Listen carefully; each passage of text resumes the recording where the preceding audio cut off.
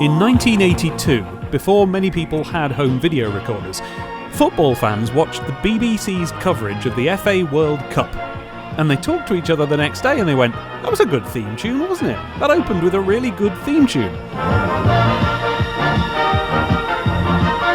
It became quite famous in proverb and famous in rhyme as the time the BBC FA Cup coverage really had a very good theme tune, but, nobody had a video of it, so they couldn't listen to it again. They just remembered it was really good.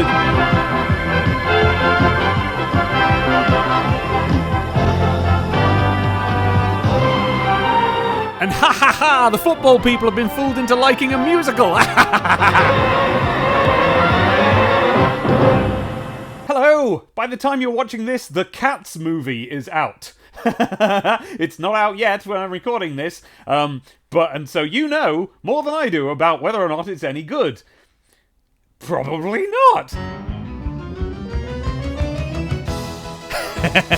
Very probably not if the reviews are anything to go by. Let's get this out of the way though. We've all seen the trailer. It looked kind of weird and creepy. They're saying the film might look even weirder and creepier. In the original stage show, while it still doesn't look like not weird, it's only weird, well within what's okay for theatre, right? They look better on the stage. But I'm excited! I have loved Cats, the musical, since I was 11 years old. Do I like it? Don't know. Different question. I love it, though. And they've made some decisions here that I think are actually perfect for the material, and those same decisions have kind of alienated most of the people who've seen the trailer. In fact, it's quite a famously alienating sort of a trailer, which is good, right? That means that they're making brave decisions, and that's good. Well, I know I'm late to the party. Ever since the trailer dropped, there's been a lot of discussion of that trailer and this film on YouTube.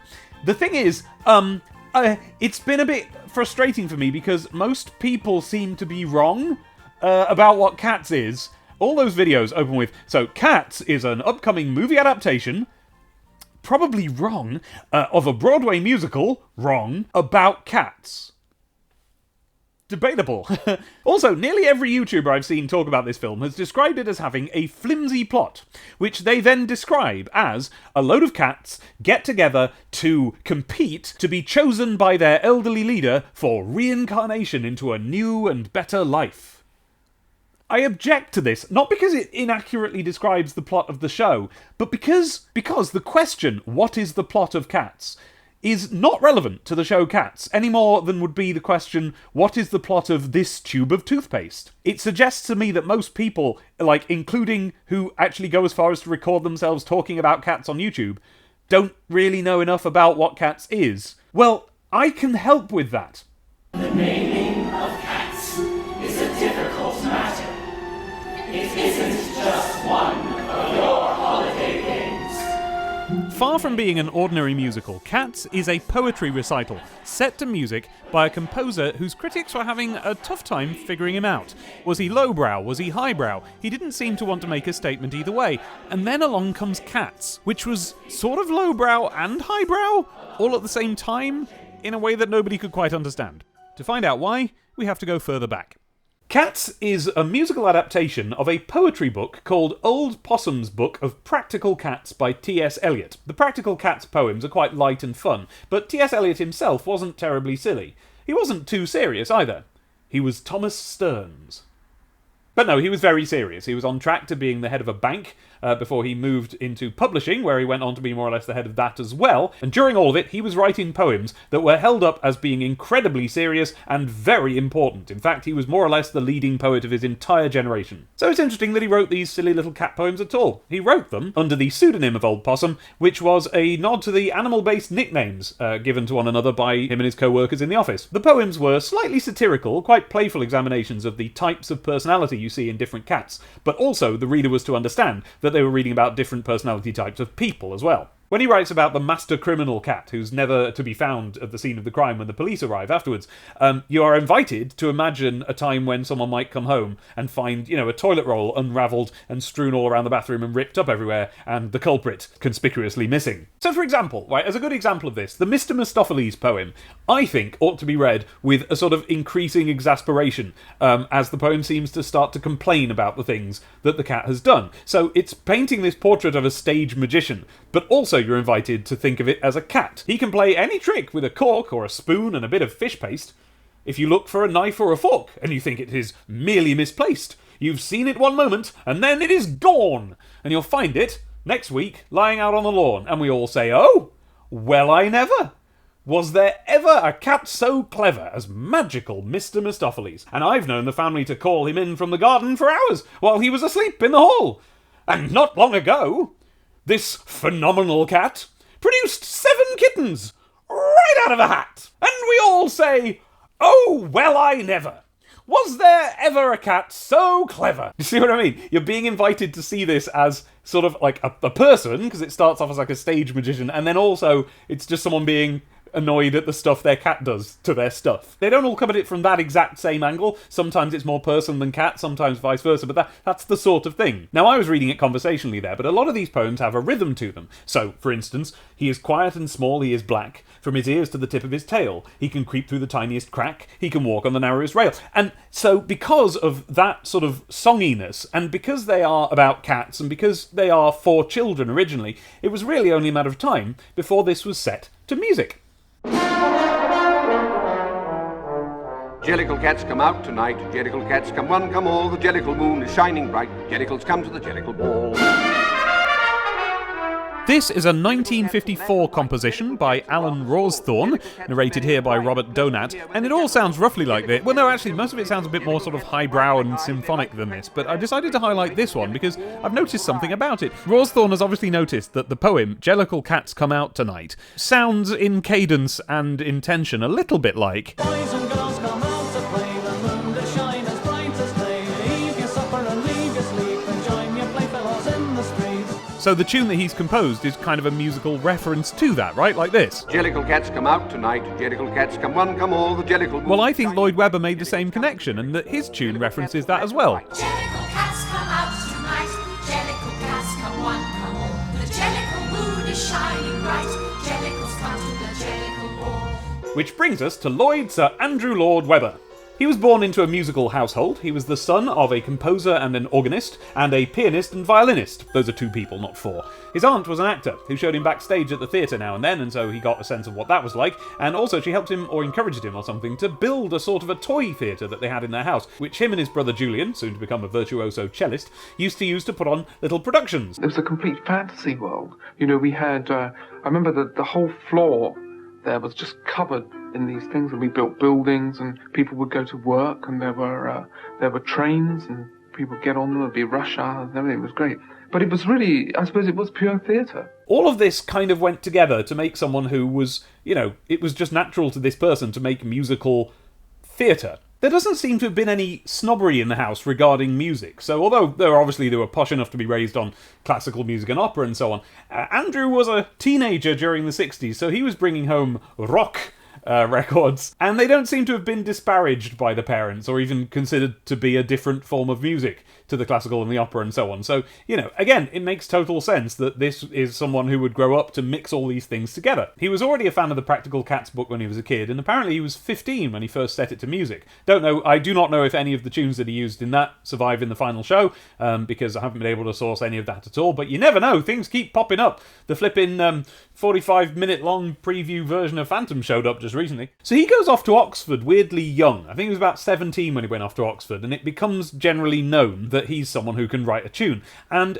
Tim Rice, who's a couple of years older than him, finds out about this, goes, oh, I could do with someone who can write music, and writes to him. The 2 of them team up, and I don't know how it becomes known that the 2 of them are people who can write songs together, but a school, presumably a relatively local school, commissions them to write a roughly 15-minute long school musical for the kids at their school to do. I don't know if it was their idea or the school's idea, but they did a treatment of the biblical story of Joseph. And that is the very first version of Joseph.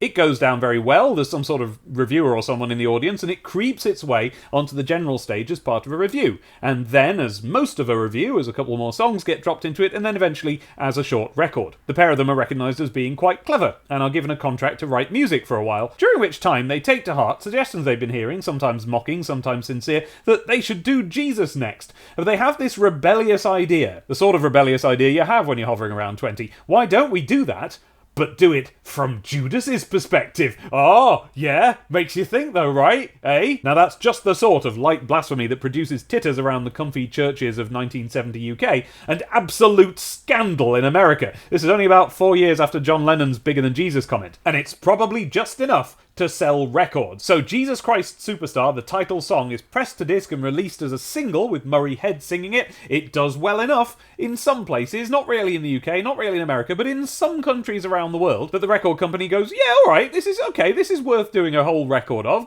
Go on, go and do the album. Now, nobody seems interested in producing an actual stage version, so they go ahead and write this thing as if it's going to be a record and only ever a record. But they record it with a really good session band and some really good cast members, and sure enough, it does gangbusters. It's really, really popular, and it means that Lloyd Webber is now someone, and Tim Rice is now someone, who can basically just sit down and write musicals if they want to from now on. And so, a few years and a few projects pass, and then...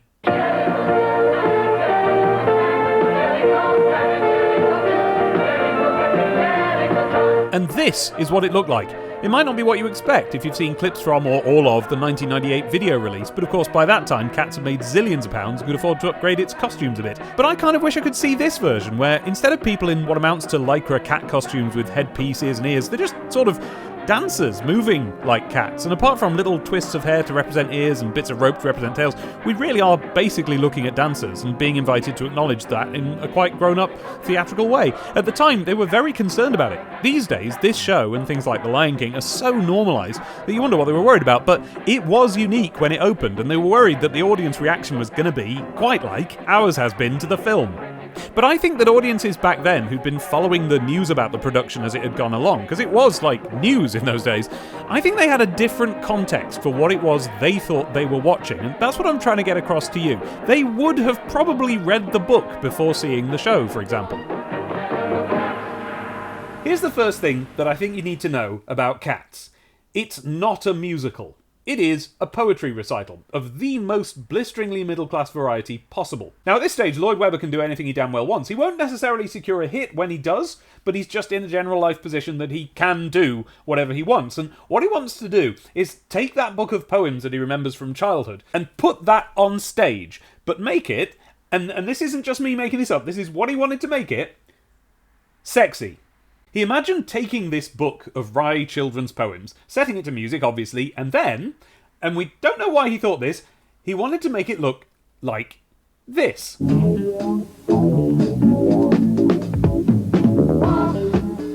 That's Hot Gossip, who started a trend on British TV of sexy dance troupes parading about to the latest pop hits, this being just before music videos were definitely made for every song, but they all did still need to go on telly. Lloyd Webber was into Hot Gossip.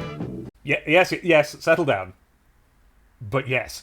And they did. They made the show. They performed it in the round. Yeah, in the round. Although, well, there was set at the back, so the audience would only gone like a certain amount of the way round the stage, and the set was a sort of a rubbish tip, blown up to giant size to match the cast. And it looked like this.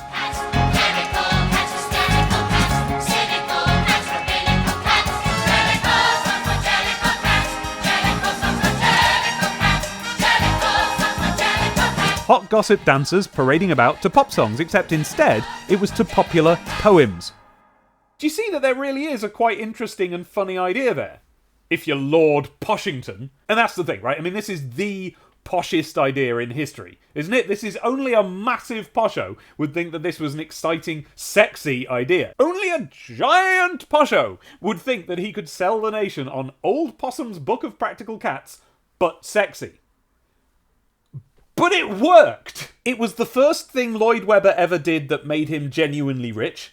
It was the first thing Cameron Mackintosh himself ever did that was like a success at all. It's still going, you can still see it on stage, and in 1998 they filmed it for a video release. And they filmed it about as well and about as thoroughly as is possible. I've seen it live once, and I've seen the video lots of times, and I can tell you that it's extremely accurate. There's barring only some little tiny tweaks that don't matter at all, it's exactly the same as the live show. But I maintain that that isn't Cats' true form. Its true form is this album. Here we have the ultimate pop culture artifact for children of middle-class parents in the 80s.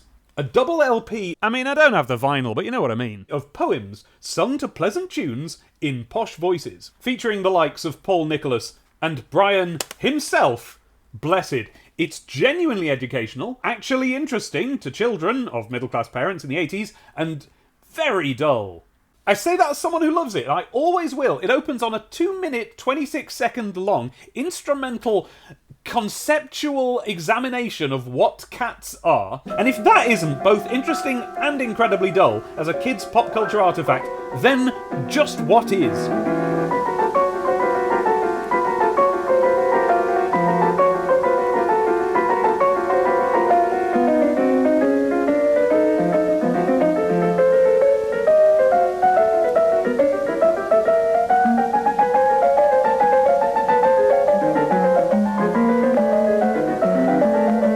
For what it's worth, I think the overture to Cats is brilliant. I do. I think it's brilliant. It's really weird that this guy can even play it. Okay, so this thing exists. The album exists, the show is running, and it keeps running for ages and ages and ages, so inevitably it is going at some point to be a film. But how do you do it? How do you make a movie out of what is basically a dance recital where everyone is dressed as cats and it's a metaphor? I remember as a kid hearing that they were going to do an animated version, and I didn't like that idea, much though there's been a bit of a push recently to say, like, hey, wouldn't it have been really good? I don't know. I don't see how it would have made any more sense than the version that we're getting right now. But hey, some of the drawings looked good, so that's good. But, incidentally, much earlier than that, Disney approached T.S. Eliot to do an animated version of one or more of his cat poems, I think as part of their idea to keep re-releasing Fantasia with new stuff in it. And the reason I think that is that he turned them down, and the reason he gave was he hated Fantasia. And I don't know why. But what I do understand is why you would think you can't make a film out of practical cats. Like, how? I had this idea when I was younger about how you could do it, and it had to do with, you could have real cats, doing pretty basic stuff, just whatever it is you can get cats to do on film, but they would be doing it in the vicinity of human actors who would be playing the human version of the characters described in the poems. You know what I mean by that? So, they would carry on the cats' lives as if they were, human avatars of them or something. When I imagine this in my head, the intro would start with shots of busy city life, and those odd little horns at the start, the ba ba ba ba ba ba, those would be car horns of cars stuck in traffic. And then you'd start to see cats running around, perhaps even between the cars, making it clear that they were separate from and not involved in all this unpleasant human stuff, this business that they have to be stuck in all the time. And then as they were running down the street, the camera would follow them, and they would get tangled up in the feet of a Bustopher Jones, a human, and you would see the spats, and he'd be annoyed and be going he'd be getting, and a Bustopher Jones coloured cat would be the one getting tangled up, and then he'd have this elderly Grisabella with this ratty old feather boa on with most of its feathers missing, and she'd be looking up forlornly at a poster of some sparkly young singer. The sort of thing, that sort of thing. And there was something where in the intro, in the overture, a car would have to slam on its brakes to avoid a cat, and the cat would scamper off free. But the car would kind of spin, and you wouldn't see the crash, but there would be one off camera, and a tyre would go bouncing off and down the road, and the camera would follow this, and cats would be skittering out of its way. And then as the overture hit its final notes, it would be launched up, do this big bounce up and over a fence, and into the junkyard to land in the middle of the junkyard. All the cats hiding there in the rubbish dump, including the one who nearly just got run over, would all scramble to hide in the heaps of rubbish to, avoid this tyre, because they'd be startled by it. And then it'd be like, da-da-da-da-da-da, ba-bum. And then, from where you saw the cats disappear into hiding places, they would come out, tentatively, as people now. As the people we saw them go past. Maybe not even in the cats' costumes, maybe just people. Because that's how the show starts, by the way. You have this giant tyre in the middle of the floor, and these cat people come crawling out. So I think, for the film, I thought to myself when I was younger, the metaphor won't really work on film, but it will if you do it in a new way, a film way, where you start off by saying they're cats, and then you just reveal the people who then do the rest of the show, in costumes that are perhaps reminiscent in some way, just by being raggedy or something. They sort of remind you of cats somehow. So I was really confused when we first heard that actually this Cats movie was going to be using photorealistic CG cats. Now, I know that's not what we've ended up with, but that is what they said. And they said it very recently. And then the cast list started to be filled in. And I got confused all over again. When there's been fuss about the cast, it's usually been surrounding James Corden as Bustopher Jones, just because, there's a lot of people who don't like seeing James Corden in things. That wasn't the one that gave me any pause. It makes perfect sense to me that James Corden would play Bustopher Jones. Jennifer Hudson was announced for Grisabella, and everyone agreed, oh, she's going to be really good at it. She's a very good singer. Now, I don't personally know her work, sorry about that. Maybe I will do soon, maybe I will do by the time this video comes out, but at the moment, I don't, and at the time when I heard it was going to be her, I didn't. So all I had to go by was like, well, what is Grisabella? Grisabella is this ancient old woman on the verge of death. Maybe that's not what she's supposed to be, but she's always painted with lots of lines and she hunches and she shivers, so I always think of her as being very old. And when I saw the show, which was in 1993, I wish I could find the name of the performer, I haven't found it, but the woman who played her when I saw it did the whole song in a very croaky voice. Maybe not as croaky as that, but a quite croaky voice. So she sounded old and worn out. And that just made it all the more powerful when at the end of her big song, at the end of Memory, she stands up and does the big belt. It was amazing. It was like she just unfolded, she's like a popoid. She straightened out and now she was this bigger performer. It was brilliant. It was brilliant. Now, of course, Elaine Page is known for the song. She originated the role. It was supposed to be Judi Dench, interestingly, who's playing Old Deuteronomy in the film. But she broke a leg or snapped a tendon or something and couldn't do it, days before the show opened, and they just said to Elaine Page, you're good at musicals, do you want to be in this one? She went, sure, yeah, okay, and then immediately, the song that essentially defined her career comes out of it. Okay, she doesn't do it like that. She didn't do it I didn't see her on stage, of course. Was I born? No, but she does do it on the video, and I've seen that, and on the album and on the video, it's both. She's just singing it. None of the grisly stuff. I want a Grisabella that's a shuffling corpse. I want a brink of death Grisabella. So I looked up just out of interest how old Jennifer Hudson is, and she's my age. Oh. But she's a good singer. Everyone says she's great. Everyone says she's going to be great. I've actually heard her singing Memory in some live event or anything. It's good. I'm sure she's going to be great. Then there's Rum Tum Tugger. This is Rum Tum Tugger. Yeah. If you offer me fish, then I always want to feast. And if there isn't any fish, then I won't eat a rabbit.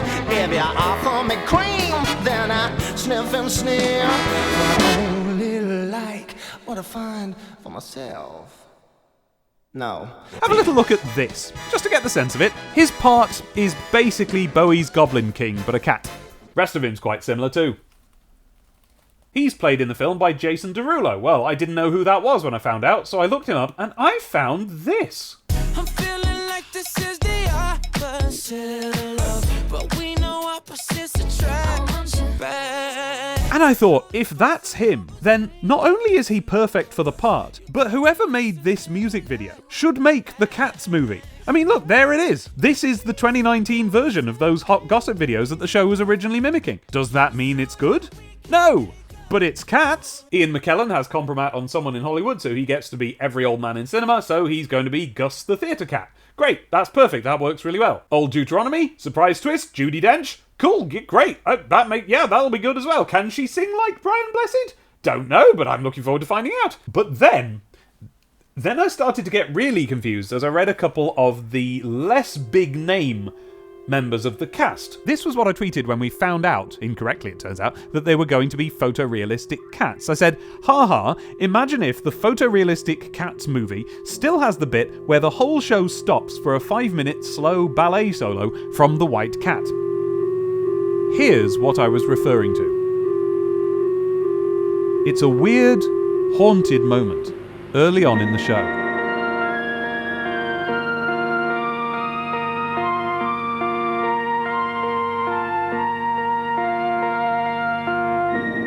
Here's the same bit again, 20 years on.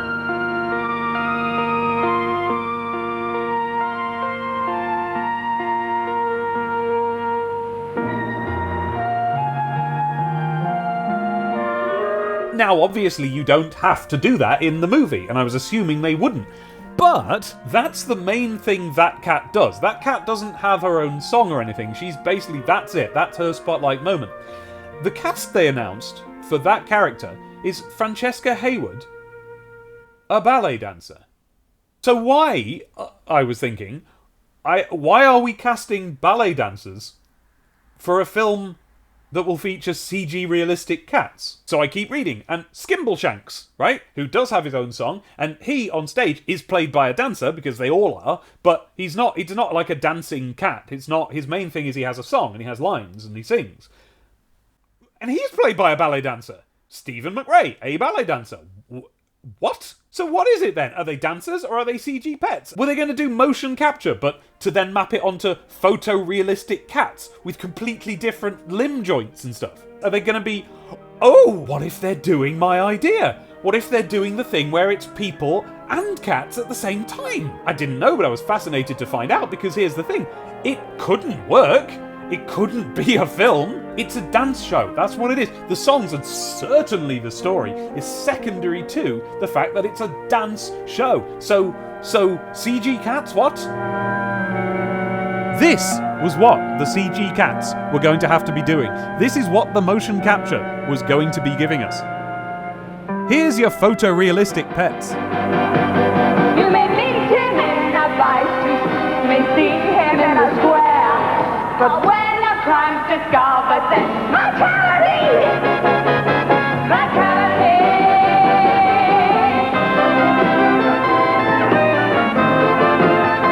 You can see why that sounded like a really weird and creepy idea, right? And why, for those of us who were kind of in the know, the eventual weird and creepy idea they actually showed us came as something of a relief. The fact that all the decisions seemed to be pointing to them not understanding what Cats is, I was starting to worry that they were going to make a film that's a story about some cats, and if they did that, then I would know they didn't understand the source material. I'm not saying Cats is deep, or that it matters if you understand it, right? But if you misunderstood it to the fullest extent possible, you would think it's a story about some cats. And it looked like that was the film they were making. And then, something called Cats A Look Inside came out, a video on YouTube, and in it, they showed us that they were going to be doing giant sets. It's just so much fun to play in.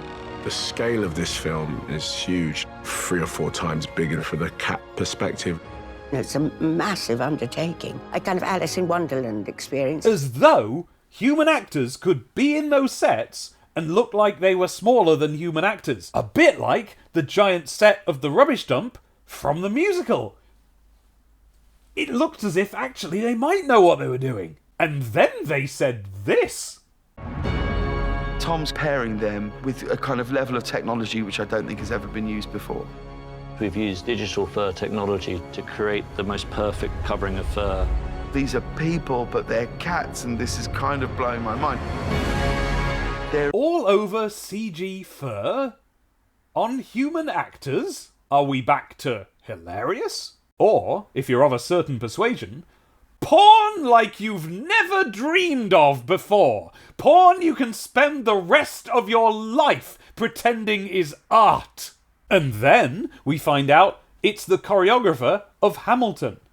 And that's important. That's big news. I know what it sounds like. It sounds like, oh yeah, Hamilton, people remember being into that recently. It's a big thing in musicals. It's kind of the most famous recent musical. And so you put someone from it on this. It's the equivalent of casting Lin-Manuel Miranda as some random cat in it. No, it's not. Cats is a dance show. And in fact, as far as I'm aware, the dancing has always been the same and is the same now. It's the same choreography on stage.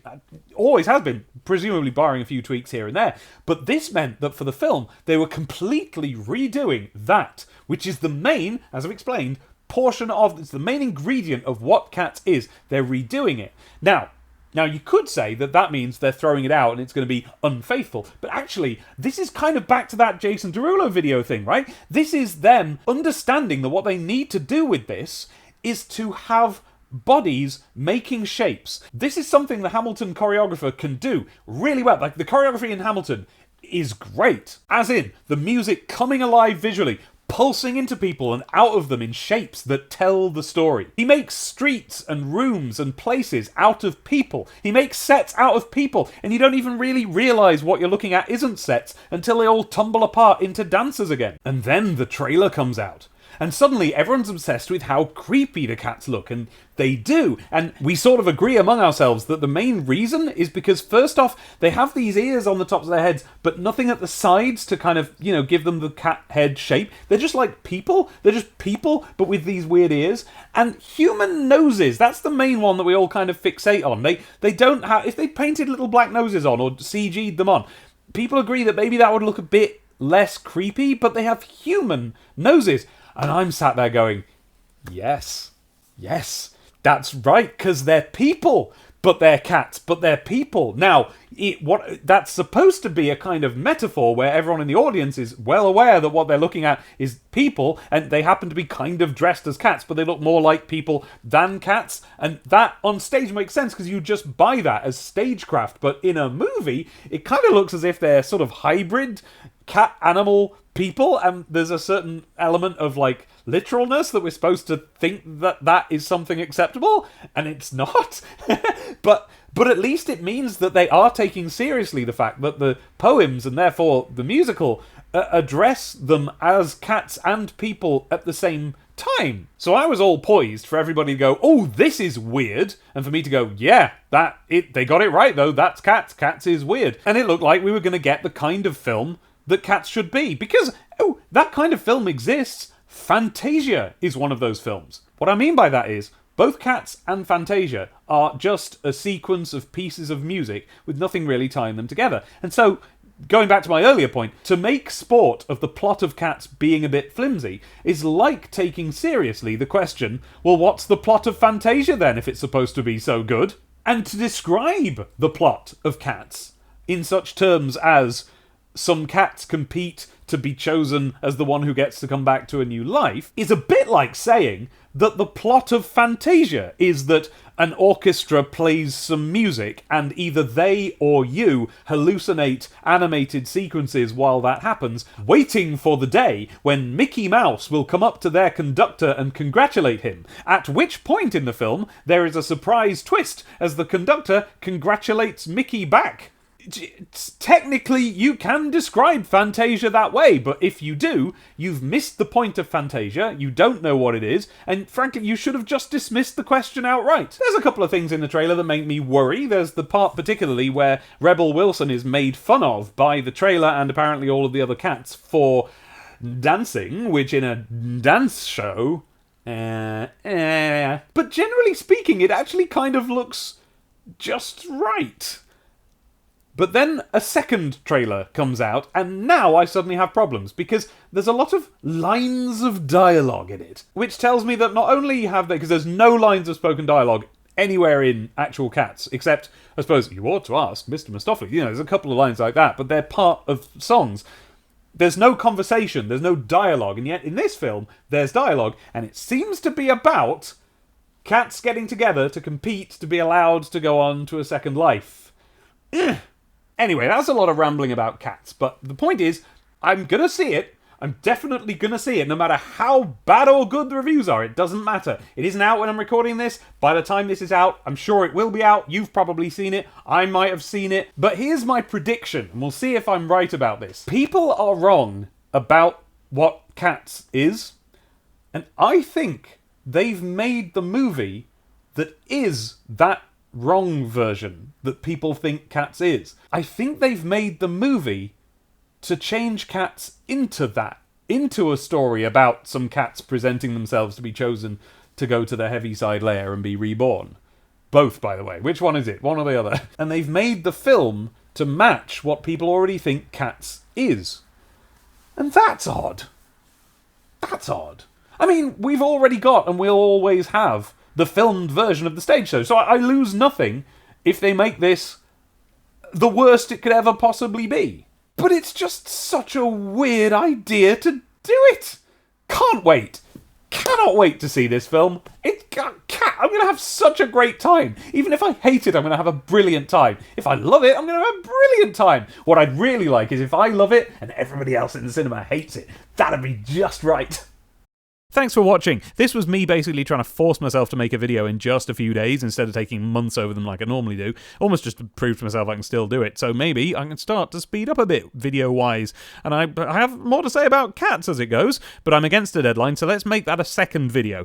In the second video, I'll be talking a bit more openly about the stuff I don't like in cats and the stuff I wish they'd change, the Cats song that showed up in 2 other Lloyd Webber shows, some other deep divey things I've realised over the years that you'll probably find quite interesting, and of course my response to the movie. I've seen the reviews since I recorded this video. Still excited. That video, unlike this one, which I'm doing in a hurry, so there's probably curry at the Siamese or at the Glutton, will appear as a Patreon exclusive first for goodness knows how long, so you can join the Patreon at patreon.com/DemonTomatoDave if you'd like to see the video before anybody else, or if you'd just like to be as cool and doody as some of the names I'm going to be mentioning in a minute. Now, I anticipate the "You're alive" comments. I get them every time I post. Yes, I didn't disappear, but I have been doing things that take up a lot of time, such as writing books, you'll see them eventually, and making podcasts, which you can see now. Actually, you might like the podcasts. One of them is called Sonic the Comic, the podcast, and is about how Sega, in their heyday, ran the Sonic the Hedgehog property completely differently in the UK, and in doing so, actually won the console war here. We talk about all that and other aspects of UK culture in 1993 and soon 4 via the pages of Sonic the Comic, a flipping brilliant games magazine / comic anthology featuring all sorts of Sega games other than just Sonic, and yet still managed to do the best Sonic anyone's ever done. That is with me and Chris McFeely from Transformers The Basics, and you can find it at stctp.wigglehe.com. My other podcast is called Serious Disness, and it's about animation and Disney, the corporation that owns our hearts, and the various factions within Disney who do and don't care about our hearts, and those strange remakes they do keep bringing out. And you can find that at seriousdisness.wigglehe.com. And of course you can find both podcasts in most of the usual places, or in the links in the video's description. So back to the patrons, the people who make it so I can do any of that or anything like this. I mean, this was never going to be one that I could monetize, was it? I'd like to do one of those scrolling patron lists, but Patreon have changed their interface so that that's really difficult now, and I don't know how. It's even difficult to do the cheaty version and just list the people on the top Hangout tier, who we all meet up on Google Hangouts once a month and we have a lovely time. But here's the closest approximation of that list that I could manage. Sorry if I missed you out. It's currently midnight and I'm pushing against the very last possible seconds I can make this video in. They are Ewan O'Leary, 3-Letter Max, Fingers to Hand, Jean-Luc Lawler, Emilian Mode Media, Nick Larson, Paul Spencer, Ashley Raff, and Brandon Spanky Mills. And there's other people as well, but it's really difficult to find the list. I don't know how to do it anymore. I'll ask around in time for next time, but I've just got to get this video done. Hi also to Maya, who doesn't know cats, but does know Starlight Express, so I'm not going to have a go. And Matt Turner, who's been trying to sit me down for a proper chat about this sort of thing for ages. And to Dad, who managed to make it all the way through every dreadful thing I listened to throughout my childhood without telling me to switch that awful racket off until he was finally defeated by Mungo Jerry and Rumpel Teaser. But it was the second version on the 1998 video, and I frankly agree. Yes, I do, and now the film's here, that's a topic of discussion again, and I have controversial opinions on it, which I will tell you about in the next video. And there's how you address all that.